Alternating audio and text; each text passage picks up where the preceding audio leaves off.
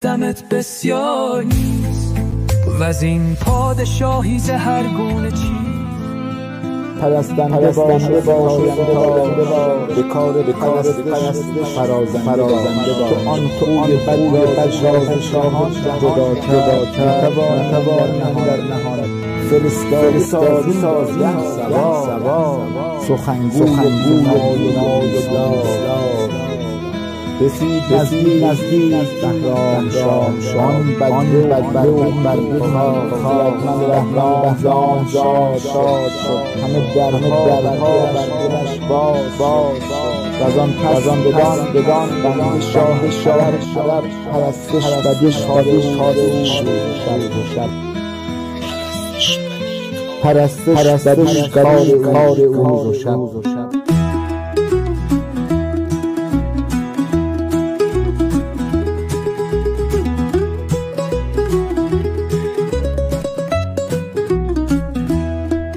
به آزادی از کار فرزند اوی که شاه یمن گشت پیوند اوی به پاداش این کار یازم همین به چون این پسر سرفرازم همین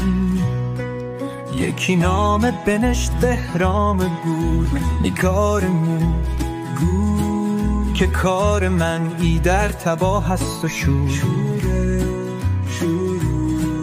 نه این بود چشم امیدم به شاه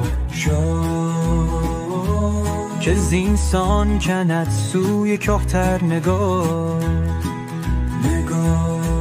نه فرزندم ای در نه چون چاکری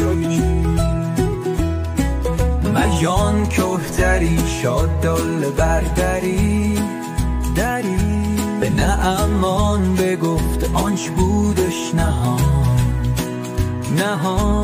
زبد راه و آیین شاه جهان چون امان برفت از در شهر یار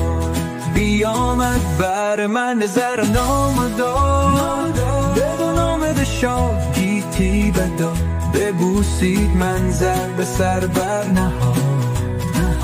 از آن هدیه ها شادمانی نمود